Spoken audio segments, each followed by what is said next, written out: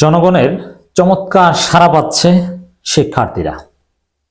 দর্শক, বৈষম্যবিরোধী ছাত্র আন্দোলন, নাগরিক কমিটি এরা মাঠে নেমেছে। এতদিন তো ঢাকা ভিত্তিক ক্যাম্পাস ভিত্তিক কর্মসূচি ছিল, কার্যক্রম ছিল, কিন্তু এখন ক্যাম্পাসের বাইরে জেলা শাখা বা এই টাইপের রাজনীতি এখন শুরু করেছে। ক্যাম্পাসে বৈষম্যবিরোধী ছাত্র আন্দোলনের একক আধিপত্য এখন থাকবে, এটা স্বাভাবিক, কারণ তারা দেশটাকে দ্বিতীয়বার স্বাধীন করে দিয়েছে। কিন্তু জেলা পর্যায়ে জনসংযোগ করা, জনগণের সাথে সম্পৃক্ত হয় স্টাফ, কিন্তু এটাও করে দেখাচ্ছে, জনগণের চমৎকার সাড়া পাচ্ছে।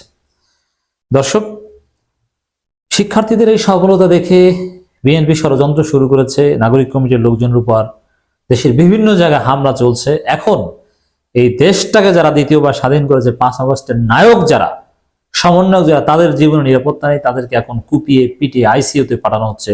খুলনায় বিভিন্ন জায়গায়, ময়মনসিংহে বিভিন্ন জায়গায়, নেত্রকোনায় এদের জীবনের নিরাপত্তা নেই।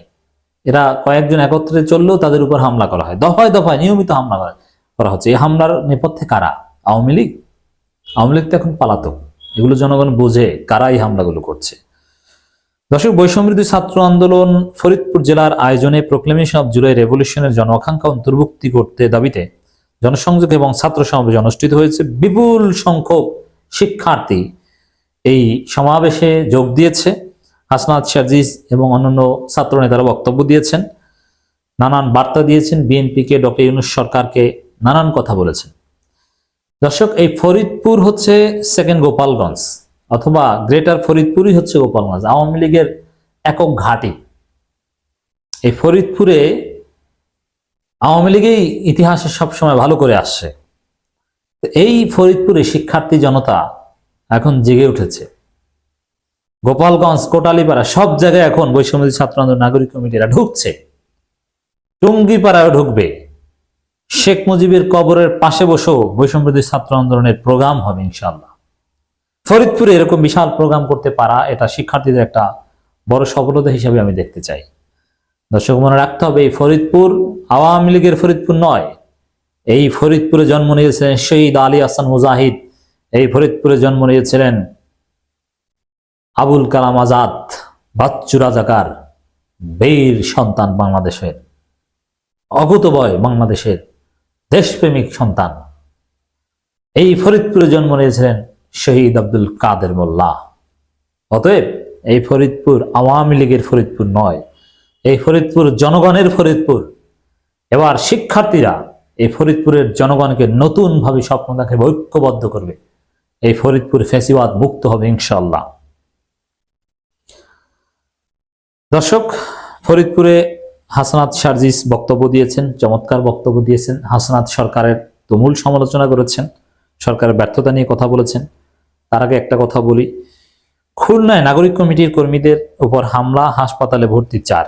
বিভিন্ন জায়গায় প্রতিনিয়ত আপনি পত্রিকা দেখবেন, নাগরিক কমিটি, বৈষম্যবিরোধী ছাত্র আন্দোলন, এদের উপর হামলা করা হচ্ছে। খুলনায় কম্বল বিতরণের জন্য জড়ো হওয়ার পর সন্ত্রাসী হামলায় নাগরিক কমিটির 4 জন আহত হয়েছে। সোমবার দুপুর 12টায় নগরীর 5 নম্বর মাঝঘাট এলাকায় এই ঘটনা ঘটে। আহতরা খুলনা মেডিকেল কলেজ হাসপাতালে ভর্তি হয়েছে। হামলার ঘটনায় নাগরিক কমিটির খুলনা সদর প্রতিনিধি হাফসা খাতুন সদর থানায় অভিযোগ করেছেন। হাফসা খাতুন জানান, নগরীর 21 নম্বর ওয়ার্ডে নাগরিক কমিটির নেতাকর্মীদের একটি পক্ষ বিভিন্ন সময় হুমকি দিয়ে আসছিল। কম্বল বিতরণ করার কথা ছিল, এ কারণে নেতাকর্মীরা 5 নম্বর ঘাট এলাকায় হাফসা খাতুনের বাসায় নেতাকর্মীরা উপস্থিত হয়। তখন এলাকায় চিহ্নিত কয়েকজন তাদের উপর হামলা চালায়। হামলা 6 জন আহত হয়। এখন চিহ্নিত কারা, নামটাম বলেনি, তবে আমি যতদূর শুনতে পেরেছি যে এরা বিএনপি। আর এটা সহজেই অনুমেয়, আমি এটা চোখ বুঝে বলে দিতে পারি যে এই মুহূর্তে নাগরিক কমিটি, বৈষম্যবিরোধী ছাত্র আন্দোলন, এদের উপর যারা হামলা করবে তারা বিএনপি টার্গেট করেছে। এবং আমি আগেই বলেছি, শিক্ষার্থীদের কর্মসূচি কেন্দ্র করে বিএনপি হামলা চালাবে। দর্শক, সার্জিস আলম স্পষ্ট ঘোষণা দিয়ে এসেছেন, আগে বিচার সংস্কার, পরে নির্বাচন। এটা অত্যন্ত তাৎপর্যপূর্ণ ঘোষণা। বিশ্ববিদ্যালয় ক্যাম্পাসগুলোর বাইরে এই জেলা পর্যায়ের প্রোগ্রাম এই প্রথম শুরু করেছে। সেখানে জনগণকে জানিয়ে এসেছে, আগে বিচার সংস্কার, তারপরে নির্বাচন। অতএব নির্বাচন বললেই হয়ে যাবে 26 সালের জুনেই নির্বাচন হবে, বিষয়টা মোটো এরকম নয়। আগে পরিবেশ তৈরি করতে হবে। বৈষম্যবিরোধী ছাত্র আন্দোলনের সমন্বয়ক, জাতীয় নাগরিক কমিটির মুখ্য সংগঠক সার্জিস আলম বলেছেন, বাংলাদেশের প্রত্যেকটি রাষ্ট্রীয় প্রতিষ্ঠানের সংস্কার করতে হবে। আগে বিচার হবে, সংস্কার হবে, এরপর নির্বাচন। তার আগে কোনোভাবে নির্বাচন দেওয়া যাবে না। এ সময় সাজিদ আলম বলেন, অবিলম্বে জুলাই গণঅভ্যুত্থানে ঘোষণাপত্র সরকারকে দিতে হবে। ৭১ মুক্তিযুদ্ধে যেভাবে শহীদদের রাষ্ট্রীয় স্বীকৃতি দেওয়া হয়েছে, ঠিক সেভাবে বৈষম্যবিরোধী ছাত্র আন্দোলনের নিহতদের রাষ্ট্রীয় স্বীকৃতি সংবিধান অন্তর্ভুক্ত করতে হবে। অতএব এই জুলাই রেভলিউশন শিক্ষার্থীদেরকে শক্তিশালী করবে, জুলাই রেভলিউশন প্রোক্লেমেশন।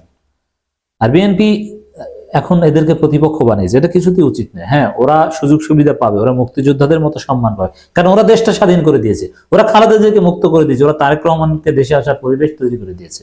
ওদের কারণে আজকে খালেদা জিয়া লন্ডন যেতে পেরেছেন। সমাবেশে সাজিদ আলম বলেন, যারা ক্ষমতার লোভে ক্ষমতায় টিকে থাকার জন্য মানুষের রক্ত জীবনের জীবনকে বিন্দুমাত্র মূল্য দেয় না, তাদেরকে আর ক্ষমতায় দেখতে চায় না বাংলাদেশের মানুষ। এদেশে মানুষের জীবনের দিকে আর কোনো শকুন দৃষ্টি দেয়, তাহলে তার চোখ উপড়ে ফেলবো, হোক সে দেশের ভেতরের শক্তি অথবা বাইরের শক্তি। আমরা আমাদের শহীদ ভাইদের হত্যার বিচার চাই। ২৪-এর গণঅভ্যুত্থানের স্পিরিট ধারণ করেই বৈষম্যবিরোধী ছাত্র আন্দোলন দেশ পরিচালনার দায়িত্ব নিবে। তারা বাংলাদেশের রাজনীতি শক্তিশালী ভিত্তি স্থাপন করবে এবং তারা জনগণের কাছে, জনগণ ওদের উপর আস্থা রাখবে। যাই হোক দর্শক, শিক্ষার্থীদের কর্মসূচি সফল, তাদের সফলতা দেখে বিএনপি ষড়যন্ত্র করছে। আমাদের সজাগ থাকতে হবে, বিএনপির লোকজন যেন বৈষম্যবিরোধী ছাত্র আন্দোলন নাগরিক কমিটির লোকজনের উপর হামলা করতে না পারে।